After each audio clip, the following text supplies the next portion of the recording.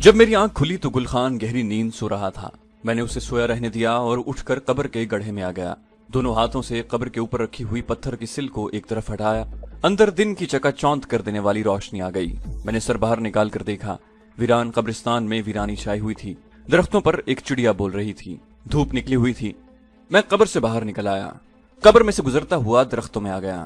غلام رسول نے بتایا تھا کہ جہاں نشیب میں پانی کا ایک چھوٹا سا نالا بہتا ہے۔ میں نے نالے میں اتر کر منہ ہاتھ دھویا اور واپس قبر کے تہہ خانے میں آ گیا۔ گل خان جاگ گیا تھا۔ میں نے اسے کہا اگر تم باہر جا سکتے ہو تو باہر جا کر دائیں جانب درختوں میں ایک نالا بہ رہا ہے، وہاں منہ ہاتھ دھواؤ۔ وہ اٹھ کر تھوڑا لنگڑاتا ہوا قبر سے باہر نکلا۔ تھوڑی دیر بعد واپس آ گیا۔ ہم نے قبر کے اوپر پتھر کی سل دوبارہ رکھ دی تھی۔ وہاں اتنی گہری خاموشی چھائی ہوئی تھی کہ ہمیں ایک دوسرے کے سانس لینے کی آواز بھی سنائی دے رہی تھی۔ گل خان کہنے لگا یہاں ہم زیادہ دیر نہیں ٹھہر سکتے، پولیس اور انٹیلیجنس کے آدمی یہاں آ سکتے ہیں۔ میں نے کہا یہ تو غلام رسول ہی بتائے گا کہ شہر کی کیا صورتحال ہے اور پولیس ہمیں کہاں کہاں تلاش کر رہی ہے۔ کچھ دیر گزری ہوگی کہ ہمیں قبر کا پتھر ہٹانے کی آواز آئی۔ میں نے ریوالور سنبھال لیا اور تہہ خانے میں سے نکل کر قبر کے گڑھے میں آ کر اوپر دیکھنے لگا۔ قبر کی سل ایک طرف ہٹی۔ میں نے ریوالور کا رخ اوپر کر دیا۔ میں نے غلام رسول کو دیکھا، اس نے بڑا سا تھیلا نیچے پھینکا اور پھر خود بھی نیچے اتر آیا۔ ہم نے مل کر قبر کو سل سے ڈھک دیا۔ تہہ خانے کے دالان میں آ کر غلام رسول نے تھیلے میں سے ہمارے لیے 4 روٹیاں نکال کر ہمیں دیں۔ ان کے اوپر اچار رکھا ہوا تھا۔ پھر اسپرٹ کی چھوٹی بوتل نکال کر گل خان کے زخم کو صاف کر کے اس کے اوپر پٹی باندھ دی اور اس کے بعد ہم اچار کے ساتھ روٹی کھانے لگے۔ ہم نے غلام رسول سے شہر کی صورتحال پوچھی۔ وہ کہنے لگا گل خان کی تلاش میں ساری انٹیلیجنس ایجنسیوں کے آدمی کتوں کی طرح بو سونگتے پھر رہے ہیں۔ انٹروگیشن سینٹر کے سارے علاقے کو جموں پولیس اور ملٹری پولیس نے اپنے محاصرے میں لے لیا ہے۔ جموں کے مسلمان محلوں میں پولیس گھر گھر تلاشی کر رہی ہے۔ اس انٹروگیشن سینٹر سے کسی حریت پرست کا فرار یہ پہلا واقعہ ہے جس میں سینٹر کے سنتری بھی قتل ہو گئے ہیں۔ گل خان کہنے لگا تمہارے خیال میں ہمیں کتنے دن جہاں چھپے رہنا ہوگا؟ مجھے خطرہ ہے کہ میرا زخم مزید خراب نہ ہو جائے اور ٹانگ کٹوانی پڑے۔ کہنے کا مطلب یہ ہے کہ میں کوئی بھی خطرہ مول لے کر جہاں سے نکل جانے کو ترجیح دوں گا۔ غلام رسول کچھ سوچنے کے بعد بولا اگر حالات کو دیکھا جائے تو تم لوگوں کا ابھی یہاں سے نکلنا ٹھیک نہیں ہوگا، لیکن تمہارا زخم واقعی کافی بگڑ چکا ہے۔ یہ ہو سکتا ہے کہ میں تمہیں کسی طرح خطرہ مول لے کر یہاں سے نکال دوں۔ غلام رسول نے میری طرف دیکھا۔ ویسے بھی مجھے تم لوگوں کو ایک ایک کر کے یہاں سے نکالنا ہوگا، تمہارا کیا خیال ہے؟ میں نے کہا میں بھی یہی چاہتا ہوں کہ گل خان کو یہاں سے نکال کر کسی ایسی جگہ لے جایا جائے جہاں اس کے زخم کا باقاعدہ علاج ہو سکے۔ غلام رسول اٹھتے ہوئے بولا میں سورج غروب ہونے کے بعد آؤں گا۔ ویسے گل خان میرے بھائی تم تیار رہنا، ایک جگہ میرے ذہن میں آتی ہے، وہاں ہمارا ایک مجاہد ڈاکٹر تمہارا علاج کر سکے گا، تمہیں ویسے بھی طبی امداد کی ضرورت ہے۔ گل خان کی آنکھیں بھی ایک طرف سے سوجی ہوئی تھیں، جسم پر بھی تشدد کے اثرات تھے۔ غلام رسول چلا گیا۔ ہم دونوں نے سارا دن قبر کے تہہ خانے میں گزار دیا۔ صرف ایک مرتبہ باری باری کر کے قبر سے باہر نکلے اور تھوڑی دیر کے بعد پھر واپس قبر میں اتر گئے۔ ہم قبر کے تہہ خانے میں گھاس پر لیٹے رہے۔ ہماری آنکھیں چھت والے سوراخ پر لگی رہیں۔ جب اس سوراخ میں آتی دن کی روشنی ماند پڑنے لگی تو میں نے گل خان سے کہا گل خان شام ہو رہی ہے۔ کچھ وقفے کے بعد سوراخ کی روشنی غائب ہو گئی۔ باہر سورج غروب ہو گیا تھا۔ ہم غلام رسول کا انتظار کرنے لگے۔ میری گھڑی نے جب رات کے 8 بجائے تو قبر کے پتھر ہٹانے کی آواز آئی۔ میں نے کہا غلام رسول آ گیا ہے۔ پھر بھی میں نے ریوالور ہاتھ میں لے لیا اور قبر کے گڑھے میں آ گیا۔ گل خان نے جلتی ہوئی موم بتی کے آگے ہاتھ اس طرح کر لیا کہ آدھے تہہ خانے میں اندھیرا ہو گیا، مگر یہ غلام رسول ہی تھا۔ وہ آتے ہی بولا میں نے گل خان کا بندوبست کر لیا ہے۔ میں نے پوچھا کوئی محفوظ جگہ ہے نا؟ غلام رسول بولا بالکل محفوظ جگہ ہے، یہاں سے 15-20 میل دور ہے، وہاں ہمارے ایک مجاہد کی گاؤں میں چھوٹی سی ڈسپنسری ہے، وہ گل خان کو اپنے گھر میں چھپا کر اس کا علاج کرے گا۔ گل خان میرے ساتھ آ جاؤ۔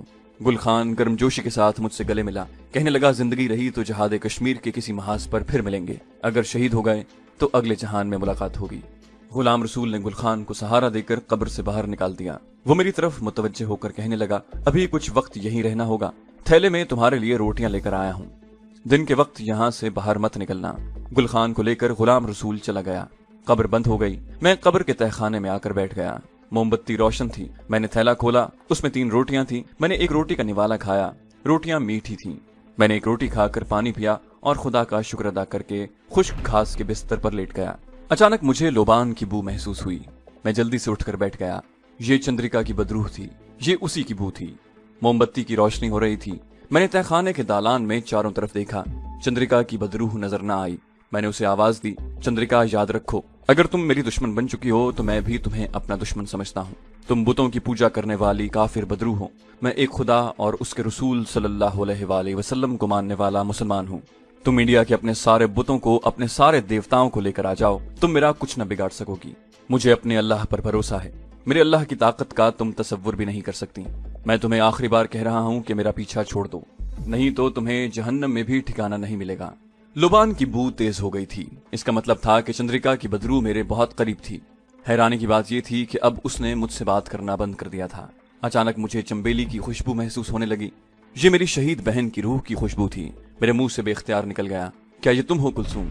शहीद की रूह ने भी मुझे कोई जवाब न दिया, मगर ऐसा हुआ कि लुबान की बू एकदम गायब हो गई और फजा चंबेली की पाकीज़ा खुशबू से लबरेज हो गई। मेरी आंखों में आंसू आ गए। मैंने अपनी शहीद बहन की रूह को मुखातिब करते हुए कहा, प्यारी बहन, मुझसे बात करो, मैं तुम्हारी आवाज सुनने को तरस गया हूँ। चंबेली की पाकीज़ा खुशबू जैसे मेरे बिल्कुल करीब आ गई। उसके बाद आहिस्ता आहिस्ता ये खुशबू दूर होने लगी। मैं अपनी शहीद बहन की रूह को पुकारता ही रहा और वो अपनी फिरदौसे बरी की खुशबू लेकर चली गई। उसके बाद मैं देर तक अपनी बहन को याद करता आंसू बहाता रहा।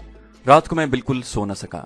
सारी रात बैठा खुदा के हुजूर अपनी बख्शिश और जहाद कश्मीर में मुसलमानों की कामयाबी की दुआएं मांगता रहा। उसके बाद छत वाले सुराख में से हल्की हल्की रोशनी अंदर आने लगी। बाहर दिन का उजाला फैलने लगा था। सुबह हो गई थी। मैंने तयम्मुम करके वहीं नमाज पढ़ी। मुझे बाहर जाना था। उठा और कब्र के पत्थर के सिल को सरका कर कब्र से बाहर आ गया। पहले मैंने गर्दन जरा सी बाहर निकाल कर कब्रिस्तान का जायजा लिया। वहां कोई जीरूह नजर नहीं आया था। मैं कब्रों के दरमियान से गुजरकर बड़ी एहतियात से नशेबी नाले पर आ गया। यहाँ बैठकर मुंह हाथ धोया, पानी पिया और उठकर वापस कब्र के तहखाने की तरफ चल पड़ा। मैं दरख्तों से निकलकर चंद कदम चला ही हूँगा कि मैंने एक आदमी को एक कब्र के पास खड़े देखा। उसका लिबास स्याह था, घुटनों तक स्याह कोट पहना हुआ था। वो हुलिये से कोई पादरी लगता था। उसके हाथों में फूलों का गुलदस्ता था। मैं उसे देखकर वहीं ठिठक गया। सोचा दूसरी तरफ से होकर निकल जाऊं, मगर वो हमारी कमीन गाह वाली कब्र से चंद कदमों के फासले पर था और मुझे कब्र में दाखिल होते देख सकता था। मैं वहीं सरकंडों के पीछे बैठ गया। पादरी साहब ने कब्र पर गुलदस्ता रखा और हाथ फैलाकर दुआ मांगने लगे। मैं खामोशी से बैठा उसकी तरफ देख रहा था। दुआ मांगने के बाद उसने झुककर कब्र की टेढ़ी सलीब को चूमा, अपने सीने पर सलीब का निशान बनाया और वापस मुड़ा। वो इसी तरफ आ रहा था जहां मैं सरकंडों में छुपा बैठा था। सूरत हाल ऐसी हो गई कि अगर मैं सरकंडों में से निकलकर दूसरी तरफ जाता तो वो पादरी मुझे देख सकता था। मुझे मालूम ही नहीं था कि वो मुझे दरख्तों में से आता देख चुका था। पादरी सीधा मेरी तरफ चला आ रहा था। मैंने यूं ही सरकंडों को तोड़ तोड़ कर जमा करना शुरू कर दिया। पादरी मुंह ही मुंह में बाइबल के कोई मनाजात पढ़ता मेरे करीब से गुजर गया। उसने ऐसे जाहिर किया जैसे उसने मुझे नहीं देखा। जब वो मेरे करीब से गुजर कर कब्रिस्तान से बाहर चला गया तो मैं आहिस्ता से उठ खड़ा हुआ, मगर मैं अभी अपनी खुफिया कमीनगाह की तरफ नहीं जाना चाहता था। मैं वहां से एक बार फिर दरख्तों की तरफ चल पड़ा। दरख्तों में पहुंचकर मैं एक जगह दरख्त की ओट में होकर बैठ गया। पादरी साहब दूर चले गए थे। फिर वो टीले के पीछे जो सड़क जाती थी उस तरफ मुड़ गए और मेरी आंखों से ओझल हो गए। मैंने खुदा का शुक्र अदा किया और अपनी कब्र, मेरा मतलब है अपनी कमीनगाह वाली कब्र की तरफ बहुत मोहतात होकर चलने लगा। मुझसे एक बेवकूफी ये भी हुई थी कि जब मैं कब्र से बाहर गया था तो सब साइलेंसर वाला रिवॉल्वर उठाकर जेब में रख लिया। गुलाम रसूल का कुछ पता नहीं था कि वो कब आता है। वो गुलखान को महफूज जगह छोड़ने गया होगा। दिन के वक्त वैसे भी वो नहीं आता था। मैंने सोच लिया कि उसके आगे पादरी साहब का जिक्र नहीं करूंगा। जब उसे पता चलेगा कि मैं कब्र से बाहर निकला था और एक पादरी को कब्र पर मनाजात पढ़ते हुए और फूल रखते हुए देखा था तो वो सख्त नाराज होगा कि मैं दिन के वक्त कब्र से बाहर क्यों निकला था, क्योंकि उसने मुझे ताकीद कर रखी थी कि कब्र से रात के बाद निकलना हो तो मुंह अंधेरे निकलना, सूरज तुलू होने के बाद बिल्कुल बाहर मत आना। मैं कब्र के तहखाने में बैठा था, मगर जब से मैंने उस पादरी को देखा था मुझे एक बेचैनी सी लगी हुई थी। ऐसे महसूस हो रहा था जैसे अब मैं तहखाने में महफूज नहीं हूँ। वो पादरी जरूर सीआईडी का आदमी होगा। उसने मुझे देख लिया होगा और पुलिस कब्र पर छापा मारने के लिए आ रही होगी। मैंने अपने आप को बहुत समझाने की कोशिश की कि वो पादरी वाकई एक नेक दिल पादरी था और अपने किसी अजीज की कब्र पर मनाजात के लिए आया था। उसने मुझे देख भी लिया होगा तो कोई फर्क नहीं पड़ता। उसे क्या मालूम कि मैं कौन हूँ। मैं तो सरकंडे तोड़ रहा था। वो यही समझा होगा कि मैं कोई मजदूर टाइप आदमी हूँ, मगर मेरा दिल मुझे कब्र के अंदर ठहरने नहीं दे रहा था। मेरी छठी हिस्स बेदार हो चुकी थी और वो मुझे कब्र से बाहर निकलने पर मजबूर कर रही थी। आखिर मैंने रिवॉल्वर निकाल कर चेक किया, उसे दोबारा पतलून की जेब में डाला और तहखाने से निकलकर कब्र के गड्ढे में आ गया। मैंने बड़ी एहतियात से पत्थर की सिल को एक तरफ इस तरह खिसकाया कि आवाज पैदा न हो। फिर मैंने आहिस्ता से सर बाहर निकाल कर देखा। कब्रिस्तान बिल्कुल खाली था। मैं जल्दी से बाहर आ गया, कब्र की सिल पत्थर पर दोबारा रखी और जिस तरफ पहाड़ी नाला था उस तरफ जाने की बजाय कब्रिस्तान की दूसरी तरफ, जिधर खुदा जाने शीशम के या नीम के ऊंचे ऊंचे दरख्त थे, उस तरफ चल पड़ा। मैं कब्रिस्तान से बाहर नहीं जाना चाहता था। آگے جموں شہر تھا جہاں میری تلاش میں پولیس نے جگہ جگہ ناکہ بندی کر رکھی تھی۔ اصل میں تہہ خانے سے باہر آنا چاہتا تھا۔ تہہ خانے میں مجھے سخت خطرہ محسوس ہونے لگا تھا۔ وہاں اگر چھاپا پڑ جاتا تو میں کچھ نہیں کر سکتا تھا۔ ریوالور کی گولیوں سے پولیس یا ملٹری پولیس کی فائرنگ کا کب تک مقابلہ کیا جا سکتا تھا؟ تہہ خانے سے باہر آ کر میں نے سکون کا سانس ضرور لیا تھا۔ میں درختوں کے نیچے ایک جھاڑی کے پاس بیٹھ گیا۔ میرا پروگرام یہ تھا کہ اگر ممکن ہو تو میں سارا دن باہر اسی جگہ بیٹھ کر گزار دوں، اور جب رات ہو جائے اور غلام رسول مجاہد کے آنے کا وقت ہو جائے تو تہہ خانے میں چلا جاؤں۔ سورج آسمان پر مشرقی افق سے اوپر گیا ہوا تھا۔ میں نے گھڑی دیکھی، صبح کے 7 بج رہے تھے۔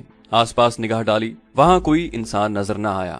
کچھ فاصلے پر بھورے رنگ کی پہاڑی کے دامن میں ایک کسان ہل چلاتا نظر آیا۔ میں چپ چاپ بیٹھا رہا۔ آدھا گھنٹہ گزر گیا۔ جب 7:45 بجے کا وقت ہوا تو میں نے سوچا کہ خطرے کی کوئی بات نہیں، یہاں بیٹھا رہا تو کسی راہگیر کی نظروں میں آ سکتا ہوں۔ بہتر یہی ہے کہ تہہ خانے میں ہی چلا جاؤں، کم از کم وہاں مجھے کوئی دیکھے گا تو نہیں۔ یہ سوچ کر میں اٹھنے ہی والا تھا کہ مجھے گاڑی کے انجن کی آواز سنائی دی۔ میں نے چونک کر پیچھے دیکھا، میرا دل دھک سے رہ گیا۔ ایک کی بجائے 2 گاڑیاں آ رہی تھیں۔ میں نے ان کا رنگ اور شکل پہچان لی۔ دونوں گاڑیاں پولیس کی تھیں۔ اتنا وقت نہیں تھا کہ میں اٹھ کر بھاگ سکتا۔ آگے آگے پولیس کی جیپ تھی، پیچھے موٹر کار تھی۔ دونوں گاڑیاں جہاں میں چھپ کر بیٹھا تھا وہاں سے 16-17 قدموں کے فاصلے پر قبرستان کے شکستہ دروازے کے آگے آ کر رک گئی۔ گاڑیوں کے رکتے ہی ان میں سے 7-8 سپاہی کود کر باہر نکلے۔ 2 وہیں رائفلیں لے کر کھڑے ہو گئے اور باقی قبروں کو الانگتے پھلانگتے اس طرف دوڑے جس طرف تہہ خانے والی قبر تھی۔ وہاں پہنچنے سے پہلے 4 سپاہی پوزیشنیں سنبھال کر 3 اطراف کو کھڑے ہو گئے۔ ایک ان میں ہیڈ کانسٹیبل یا تھانے دار تھا، اس کے ہاتھ میں پستول تھا اور وہ 2 سپاہیوں کے ساتھ پتھر کی سل والی قبر کے پاس جا کر کھڑا ہو گیا۔ اس نے سپاہیوں کو قبر کی طرف اشارہ کیا۔ سپاہیوں نے فوراً پتھر کی سل اٹھا کر ایک طرف پھینک دی اور رائفلیں تانے قبر کے گڑھے میں کود گئے۔ میں نے ان سپاہیوں کی طرف دیکھا جو گاڑیوں کے پاس الرٹ ہو گئے تھے۔ میرے پاس بہت تھوڑا وقت تھا، زیادہ سے زیادہ 2 منٹ ہوں گے۔ ان 2-1 منٹ کے اندر قبر میں اترے ہوئے سپاہیوں کو معلوم ہو جانا تھا کہ قبر کے اندر کوئی نہیں، لیکن وہاں میری موجودگی کے تمام آثار ہیں۔ روٹیوں والا رومال، چائے کی تھرمس، پانی کا مٹکا اور جلی ہوئی موم بتیوں کی موم اور 3-4 تازہ موم بتیاں۔ دونوں سپاہی اس طرح کھڑے تھے کہ ان کا رخ قبرستان کی طرف تھا۔ یہ بات ایک طے شدہ امر تھا کہ 1 منٹ کے اندر خالی قبر کی طرف سے کانسٹیبل اور سپاہیوں نے سارے قبرستان کو گھیر کر علاقے کی تلاشی لینی شروع کر دینی تھی اور مجھے پکڑ لیا جانا تھا۔ میرا دماغ تیزی سے سوچنے لگا، مگر شاید وہاں اب سوچنے کا وقت بھی نہیں رہا تھا۔ سائلنسر والا پستول میرے ہاتھ میں تھا۔ ایک بات ضرور تھی کہ اتنی پریشان کر دینے والی صورتحال میں بھی میں نے اپنے حواس کو پوری طرح اپنے کنٹرول میں رکھا ہوا تھا۔ اس میں میری کمانڈو ٹریننگ کے علاوہ میرے مزاج کا بھی دخل تھا۔ میں نے صرف یہ جائزہ لیا کہ مجھے کس جانب سے حملہ کرنا چاہیے۔ دوسرے لمحے میں جھاڑیوں کے پیچھے سانپ کی طرح رینگتا ہوا پولیس کی گاڑی کے آگے کھڑے ڈوگرا سپاہیوں کی طرف بڑھ رہا تھا۔ جھاڑیاں ختم ہو گئیں، آگے کچا راستہ تھا۔ سامنے چند قدموں پر پہلی گاڑی اور آگے جیپ تھی۔ ایک ڈوگرا سپاہی کی میری جانب پشت تھی، اس نے رائفل ہاتھ میں لٹکائی ہوئی تھی۔ دوسرا سپاہی بھی رائفل اسی طرح پکڑے قبرستان کی طرف دیکھ رہا تھا۔ ٹھیک اس وقت قبرستان کی طرف سے کانسٹیبل کی یا کسی سپاہی کی آواز آئی، وہ یہیں کہیں چھپا ہوا ہوگا، ناکہ بندی کر دو۔ سپاہی قبرستان میں ادھر ادھر دوڑے۔ دونوں سپاہی جو گاڑیوں کے پاس کھڑے تھے ادھر تکنے لگے۔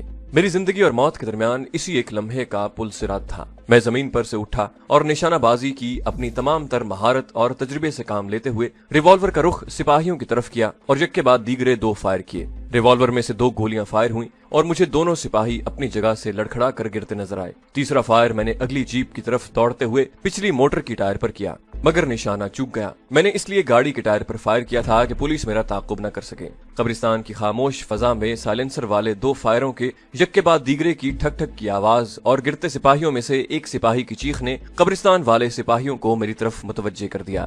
اس وقت میں جیپ میں بیٹھ چکا تھا اور سیلف لگا کر جیپ کو سٹارٹ کرنے کی کوشش کر رہا تھا۔ کانسٹیبل یا تھانے دار کے علاوہ باقی سپاہیوں نے بھی مجھے دیکھ لیا۔ دن کی روشنی میں ایک سویلین کپڑوں والے آدمی کو پولیس کی جیپ سٹارٹ کرتے اور 2 سپاہیوں کو زمین پر تڑپتے دیکھ کر وہ سمجھ گئے کہ میں ہی مفرور گل خان ہوں۔ انہوں نے وہیں سے فائرنگ شروع کر دی۔ اس وقت جیپ سٹارٹ ہو چکی تھی اور میں نے گاڑی کو فرسٹ گیئر میں ڈال کر زور سے فل سپیڈ پر جیپ کو سڑک پر ایک طرف گھما دیا تھا۔ گولیاں جیپ کی باڈی سے ٹکرائیں، میں نے سر نیچے کر لیا۔ جیپ تیز رفتاری سے کچے راستے پر دوڑنے لگی۔ پیچھے پولیس والوں کو شور کی آوازیں آ رہی تھیں۔ میں نے جیپ کے سائیڈ پر لگے آئینے میں پیچھے دیکھا، پولیس کی گاڑی میرے پیچھے لگ گئی تھی۔ مجھ پر مسلسل فائرنگ ہو رہی تھی۔ میں جانتا تھا کہ پولیس کے پاس گولیوں کی کمی نہیں ہے۔ پولیس اس صورت میں مجھ پر گولیاں چلانے سے رک سکتی تھی کہ میں اپنی جیپ کو آبادی والے علاقے میں لے چلوں۔ دن کی روشنی میں سارا علاقہ صاف نظر آ رہا تھا۔ غلام رسول رات کے وقت ہمیں گاڑی میں بٹھا کر ویران علاقوں سے قبرستان میں لایا تھا۔ مجھے بائیں جانب پکی سڑک پر گاڑیاں اور 2 تانگے چلتے نظر آئے۔ میں کچی سڑک پر سے جیپ کو نکال کر پکی سڑک پر لے آیا۔ ट्रैफिक वाली सड़क पर आते ही पुलिस ने मुझ पर अंधाधुंध गोलियां चलानी बंद कर दी। अब वो पीछे से मेरी जीप के टायरों को निशाना बनाने की कोशिश कर रहे थे। ट्रैफिक वाली सड़क पर आने से मुझे एक फायदा तो जरूर हो गया था कि मेरी जान महफूज हो गई, क्योंकि पुलिस मुझ पर बिल्कुल सीध में गोली फायर नहीं करती थी। इस तरह मुझसे आगे किसी तांगे में बैठी हुई सवारी या स्कूटर सवार या किसी दुकान पर खड़े आदमी को निशाना चूक जाने से गोली लग सकती थी। लेकिन सबसे बड़ा खतरा ये पैदा होता जा रहा था कि मैं जम्मू शहर की आबादी में दाखिल हो गया था और जहां चारों तरफ से मुझे बड़ी आसानी से काबू किया जा सकता था। और ऐसा ही हुआ। मैं एक चौक में आया तो ट्रैफिक पुलिस के सिपाही ने हाथ देकर मेरी तरफ वाली ट्रैफिक रोक रखी थी, मगर मैं पूरी रफ्तार से चौक में से गुजर गया और 2 गाड़ियों से टकराते टकराते बचा। सार्जेंट सीटियां बजाने लगा। वहां से भी ट्रैफिक का एक सिपाही अपने स्कूटर पर मेरे पीछे लग गया। जिस सड़क पर मैं जा रहा था वो मुझे जिस तरफ ले जा रही थी मैं उसी तरफ जा रहा था, क्योंकि दाएं और बाएं और कोई रास्ता नजर नहीं आ रहा था। दोनों जालिम मकान और दुकानें थीं। सड़क पर हड़बौंग समझ गया था। ट्रैफिक दरहम बरहम हो रही थी। दूसरा चौक आया तो वहां भी मैंने ट्रैफिक का इशारा काट दिया। अब मेरे पीछे पुलिस की एक और गाड़ी लग गई। मैं गाड़ी ज्यादा तेज भी नहीं चला सकता था, क्योंकि लोग आगे आ रहे थे और आगे आते ही इधर उधर भागने लगते थे। मैं वाकई मुसीबत में फंस गया था। अपने हवास को मैंने मुंतशिर नहीं होने दिया था, मगर परेशान जरूर हो रहा था कि पुलिस से बचकर किस तरफ को निकलूं। मैं पुलिस के हत्थे नहीं चढ़ना चाहता था। मेरी बदकिस्मती के आगे जाकर बाजार तंग हो गया। फिर अचानक एक ट्रक भी सामने आ गया। मैंने पूरी ताकत से स्टीयरिंग को बाएं तरफ घुमाया और जीप उलटते उलटते बची, मगर दूसरी बार घुमाने से वो ट्रक के पीछे से होकर आगे निकल गई। लेकिन मजीद बदकिस्मती वहां मेरा इंतजार कर रही थी। आगे 2 बैल सड़क के ऐन दरमियान खड़े जुगाली कर रहे थे। किसी तरफ से भी जीप के गुजरने का रास्ता नहीं था। पीछे से मुझे पुलिस की गाड़ी के जोर से ब्रेक लगने की चीख और सिपाहियों के शोर करने की आवाजें सुनाई थी। मैं जीप को ब्रेक लगा चुका था। मैंने जीप में से छलांग लगाई। सामने एक गली थी। मैं उस गली की तरफ दौड़ पड़ा। पीछे सिपाहियों के दौड़ते कदमों की आवाजें आ रही थी। मैं तेजी से भागने लगा। सिपाही मेरे पीछे पीछे थे और मैं अपनी मौत से आगे भाग रहा था।